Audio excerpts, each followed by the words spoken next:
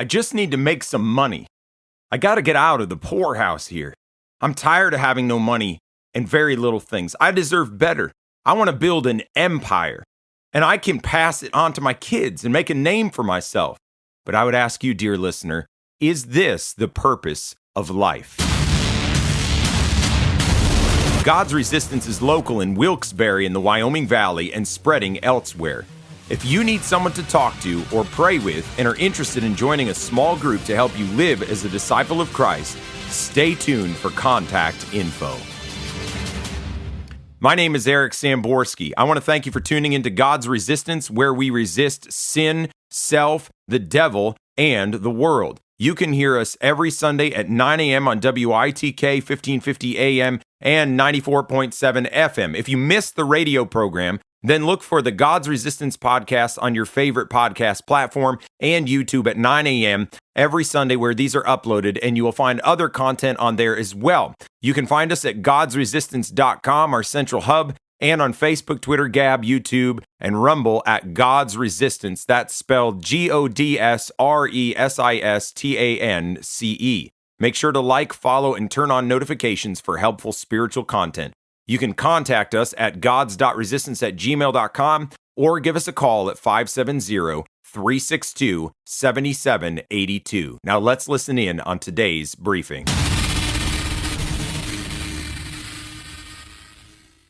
Today we're going to be in the book of Ecclesiastes. This may be a little different than some of the things that I've done in the past.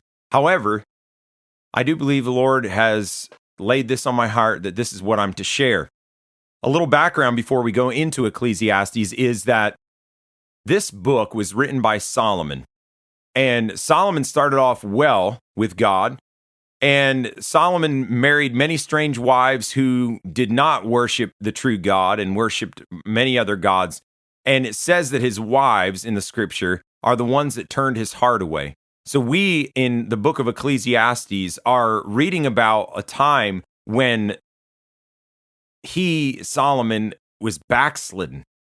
And I know some of you listening may think, well, there's no such thing as backsliding. However, the Bible bears out just the opposite, that people do backslide, people do fall away from grace, people do make a shipwreck of their faith and become either sons of perdition or in a backslidden state for a while until they get back to God. And that's where Solomon is. And so Solomon, in his backslidden state, has many things to say concerning life, concerning the pursuit of just living for this world. And that's what I want to talk to you about, dear listener. It's so easy to live for materialistic things in this life. It's so easy to just kind of float through life without really our highest purpose in view. And so we go through all of life, and really, what is it all? Well, let's listen to Solomon and what he says. So in Ecclesiastes chapter 1, we read, "The words of the preacher, the son of David, king in Jerusalem. Vanity of vanities." That means emptiness, meaningless. That's what vanity is. "Vanity of vanities," says the preacher. "Vanity of vanities. All is vanity." Sounds like Solomon was a nihilist, doesn't it? There's no purpose to life. Might as well just kill yourself now and get it over with. That's not the full point that he's making. But literally, if you're just to look at life, just face, right in the face, this is what you find. All is vanity. What's the point? And he goes on as he's explored life with basically, in his backslidden state, he said, everything's vanity. And so it's going to come into a fuller picture in just a moment. I do want to tell you, though, that life is not nihilistic. That's not the way that God has intended for us to live. There's something deep inside of our hearts that transcends just this material world that we're in. And there's a higher purpose than just what we can do right here and now with our five senses. He says, "What does man gain by all the toil at which he toils under the sun? A generation goes and a generation comes, but the earth remains forever." So he's like, what kind of a dent are people going to make in their generation? They just die and another one comes along their way, and now everything's in the history books, and some of it's not been written in history books and is lost forever. What's the point? "The sun rises and goes down and hastens to its place where it rises. The wind blows to the south and goes around to the north. Around and around goes the wind, and on its circuits the wind returns. So he's like, things just, they go on repeat. It's like rinse, repeat. The sun goes up. We've got a day. It goes down. We've got a night. The wind blows all over the earth again and again and just runs in a circuit. All streams run to the sea, but the sea's not full. To the place where the streams flow, they flow again. So it's like we've got endless rivers and things flowing down into the sea. The sea never gets to this place where it's filling up higher than it was. It evaporates, it all goes back and starts all over again. He said it's just on a cycle. All things are full of weariness. A man cannot utter it. The eye is not satisfied with seeing, nor the ear filled with hearing. There's just so much stuff around us. And in this age that we live in right now, social media and tons of other things that beckon for our attention, it's just a bombardment of stuff, and it's full of weariness. We don't even know how to interact with it. We don't even know what to say. And you know what? Then we start putting our eyes on the material things around us, and yet we're never filled. We're never fulfilled. And that's what he's talking about here. What has been is what will be, and what has been done is what will be done. And there is nothing new under the sun.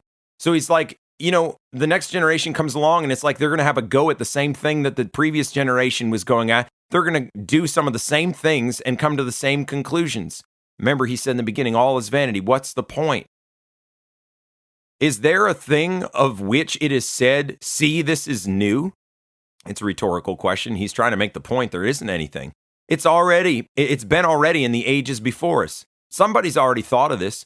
They may not have had the exact same technology that we had, but they're always the same kind of thoughts, the same kind of motivations. Those are always the same thing. And he says, listen, there's no remembrance of former things, nor will there be any remembrance of later things yet to be among those who come after. So here we have it. You can build up an empire, you can do all this stuff, but you're going to go to the grave. Sometimes people, they say they're immortalized because they get written down in the history books and people remember them and all. But ultimately, it all doesn't matter in the end. You can't take it with you.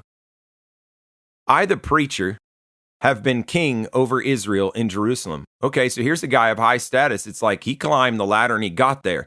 Now, when we look at Solomon's life, he didn't climb the ladder like some CEO of our day would have done.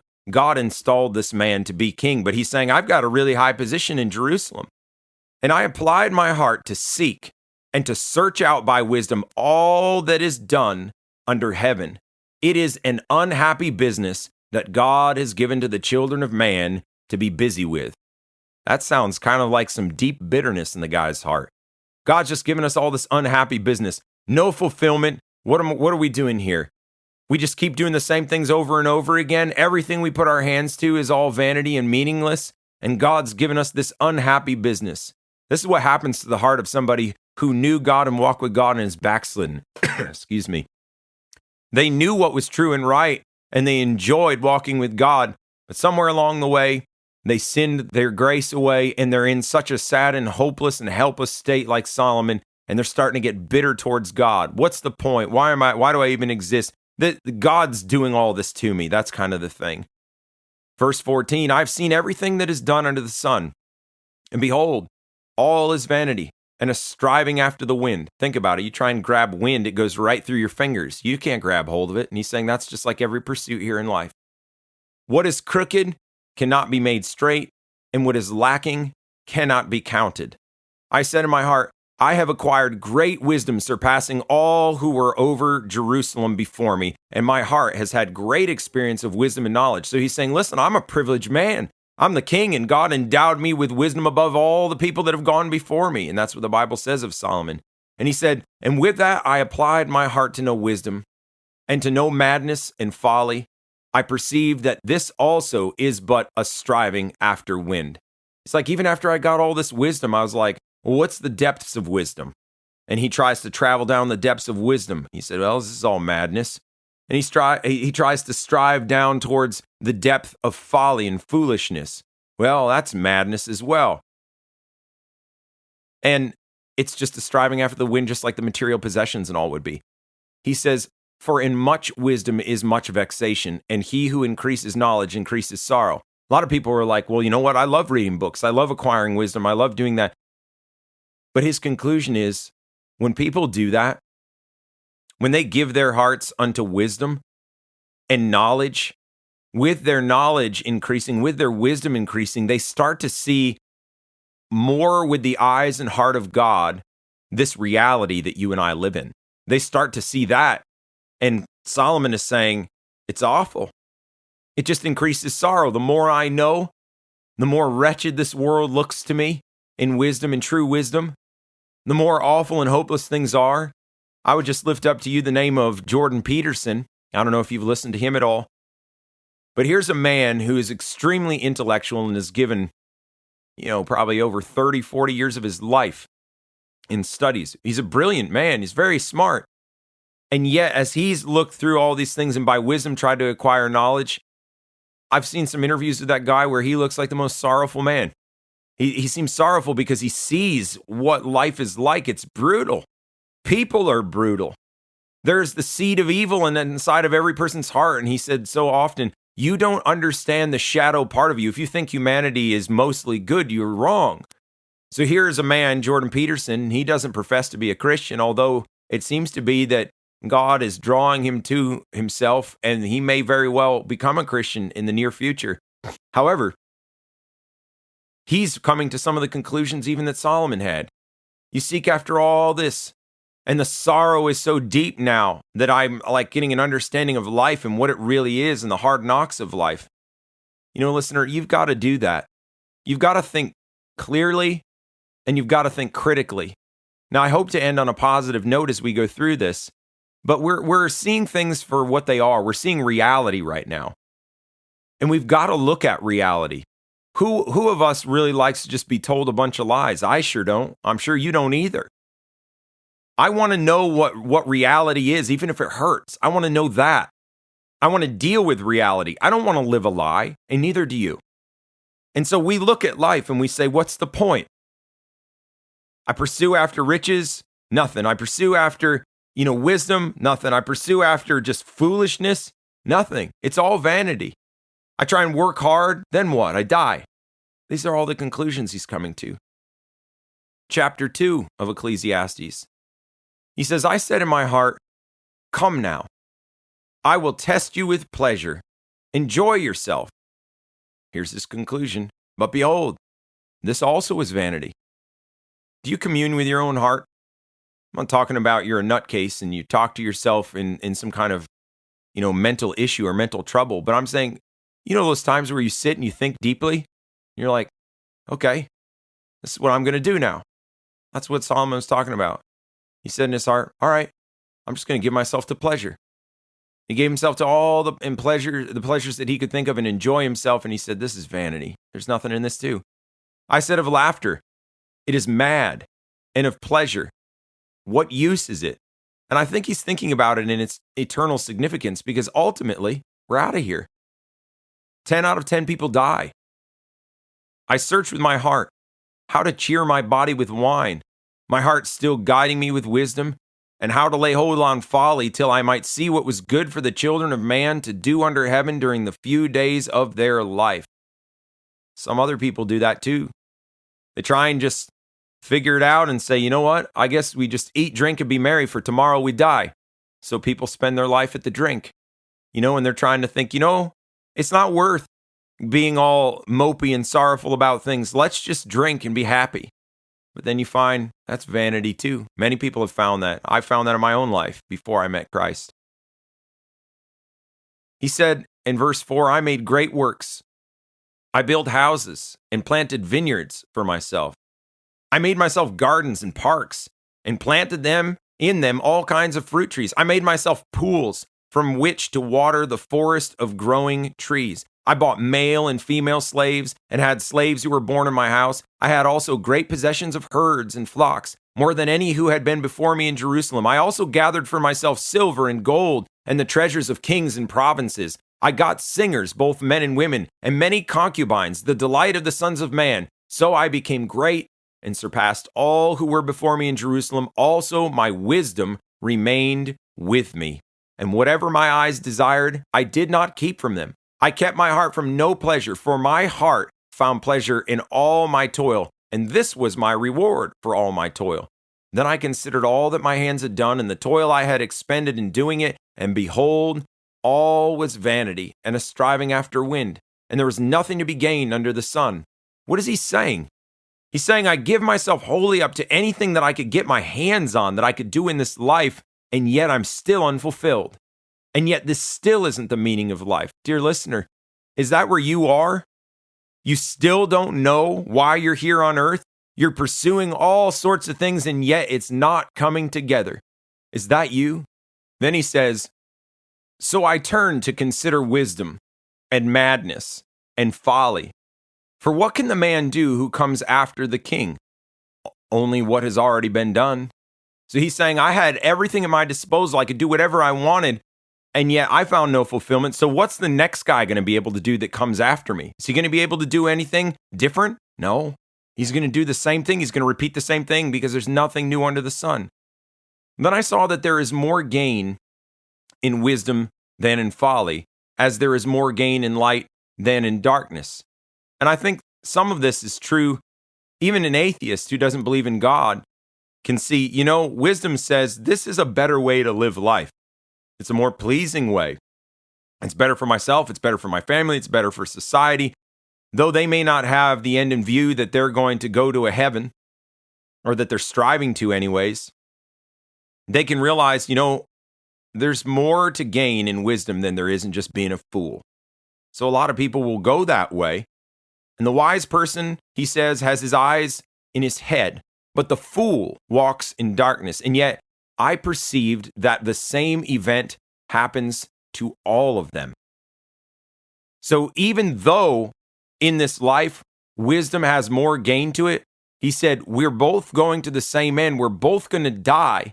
We're both going to return to the dust. And so no matter what we do, ultimately at the end, we're all on a level playing field. Then I said in my heart, what happens to the fool will happen to me also. Why then have I been so very wise? And I said in my heart that this is also vanity. So now he's thinking, okay, if a man who lives like a fool is going to end up dying, and me who's tried to give my life all the way to wisdom is going to end up dying, what's the point in me being wise? So he's got both ends that he's looking at. And he still comes to the same conclusion. Vanity, vanity, vanity. I said in my heart, this is vanity. For of the wise, as of the fool, there is no enduring remembrance, seeing that in the days to come, all will have been long forgotten. How the wise dies just like the fool. Death will come for us all. So what was the conclusion? So I hated life, because what is done under the sun was grievous to me. For all is vanity and a striving after the wind. Listener, again, I cannot stress this enough. This is life without God. This is the life of a backslider. This is the life of someone who turns their back on God. Vanity, vanity, I hate life. Verse 18, he said, I hated all my toil in which I toil under the sun, seeing that I must leave it to the man who will come after me, and who knows whether he'll be wise or a fool. Yet he'll be master of all for which I toiled and use my wisdom under the sun. This is also vanity. He's vexed about that. I give all my life to this. And what if I did a great job at building an empire and building all this wonderful stuff and pouring all of my toil into something that, I guess by human standards is pretty excellent. He said, well, what's going to happen when I die? Do I have a promise that somebody who's smart's going to be over all this? What if the person's a fool? They're going to destroy everything that I do. So then he goes again. It's all pointless. It's vanity. It's meaningless. So I turned about and gave my heart up to despair over all the toil of my labors under the sun, because sometimes a person who has toiled with wisdom and knowledge and skill must leave everything to be enjoyed by someone who did not toil for it. This also is vanity and a great evil. He says it's a great evil. I can't say that it's a great evil. It's just life. We weren't made to live just for here and now.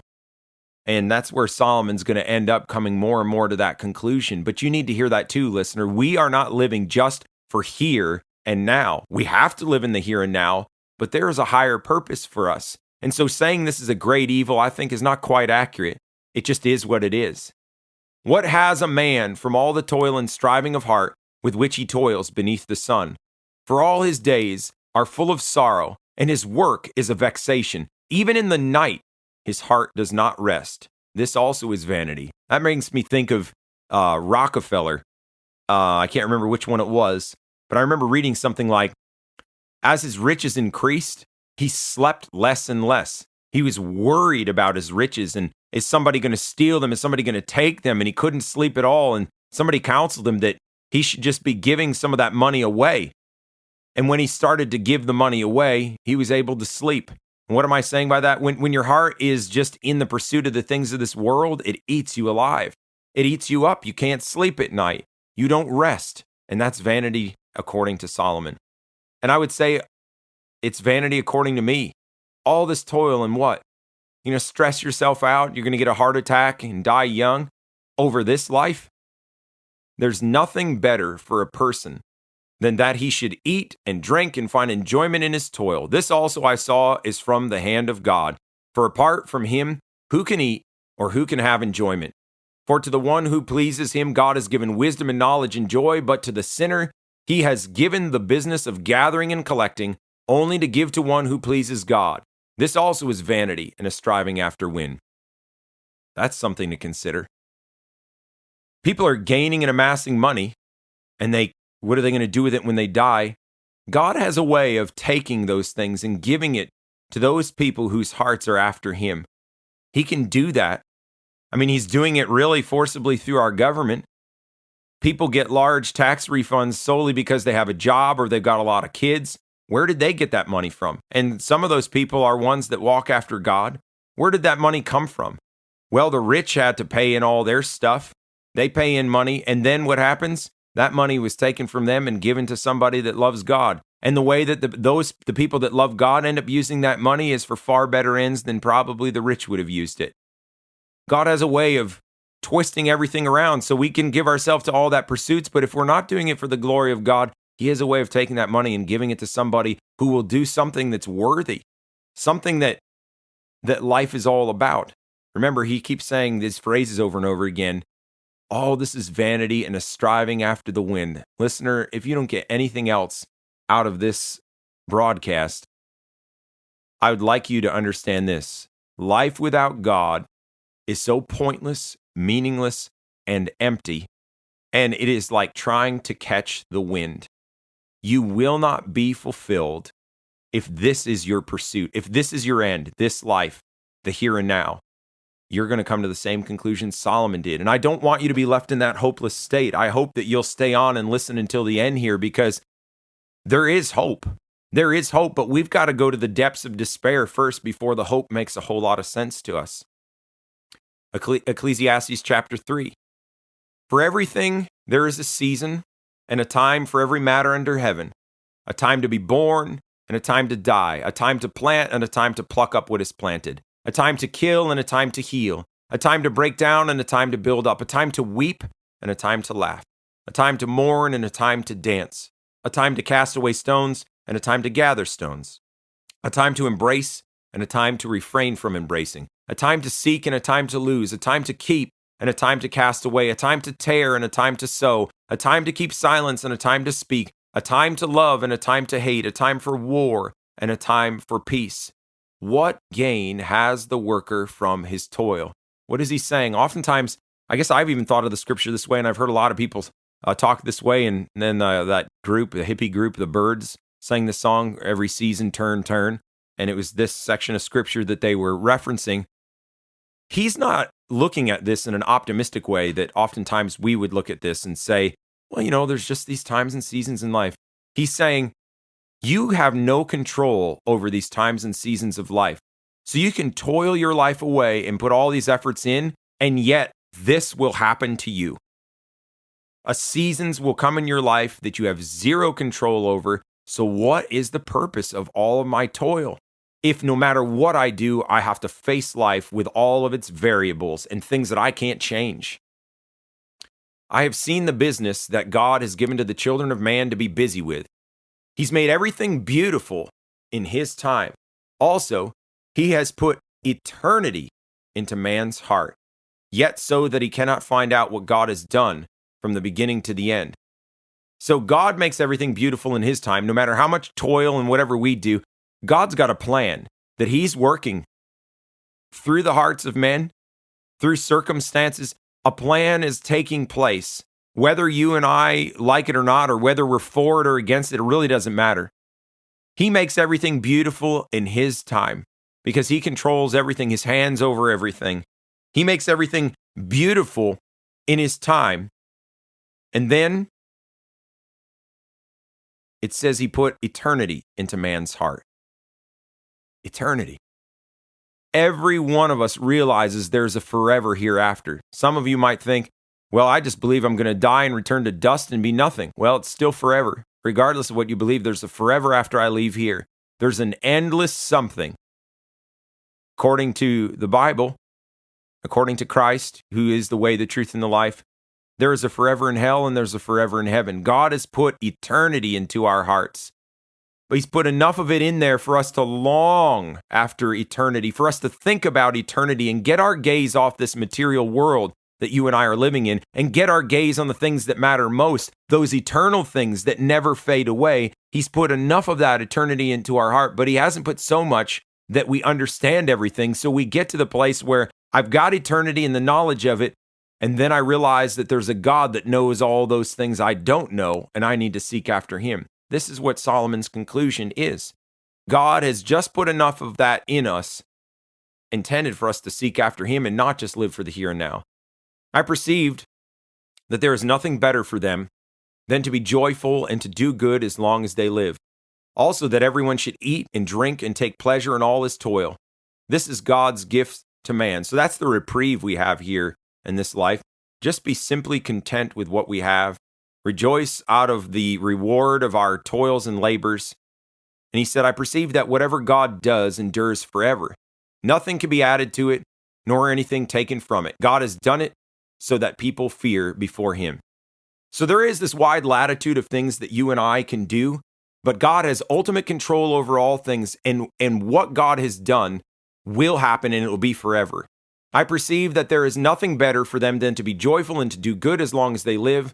Also, that everyone should eat and drink and take pleasure in all his toil. This is God's gift to man. Excuse me, I got to skip down here. Verse 15, that which is already has been, that which is to be already has been, and God seeks what has been driven away. Moreover, I saw under the sun that in the place of justice, even there was wickedness, and in the place of righteousness, even there was wickedness. I said in my heart, God will judge the righteous and the wicked, for there is a time for every matter and for every work. I said in my heart with regard to the children of man that God is testing them, that they may see that they themselves are but beasts. For what happens to the children of man and what happens to the beast is the same. As one dies, so dies the other. They all have the same breath, and man has no advantage over the beast, for all is vanity. All go to one place. All are from the dust, and to dust all return. Who knows whether the spirit of man goes upward and the spirit of the beast goes down into the earth? So I saw that there is nothing better than that a man should rejoice in his work, for that is his lot. Who can bring him to see what will be after him? So listener, the only hope in life is that we seek after God. God has so calculated things that is what we're supposed to be doing. That everything on earth is so unfulfilling that we get our gaze upon God. And when we seek God and we are saved, we are changed, transformed, born again, made new in him, then life takes on meaning and purpose, and all the little toilsome things we do in life have the greater end in view. And so, listener, if you don't know that, you can be saved. You can give your heart to Jesus Christ, and he will save you and make you a new person. Your next step is to call 570-362-7782 or email gods.resistance@gmail.com and introduce yourself. I want to meet with you. Let's set up a time. We'll go to a coffee shop or whatever it takes so I can help you further in your walk with God. Make sure to like and follow us on Facebook, Twitter, and YouTube. There'll be more teaching and preaching and other content on there for your journey. Connect with others also there. Tell your friends about this broadcast every Sunday at 9 a.m. Tell them about social media accounts that we have there as well. But above all, join the resistance, God's resistance.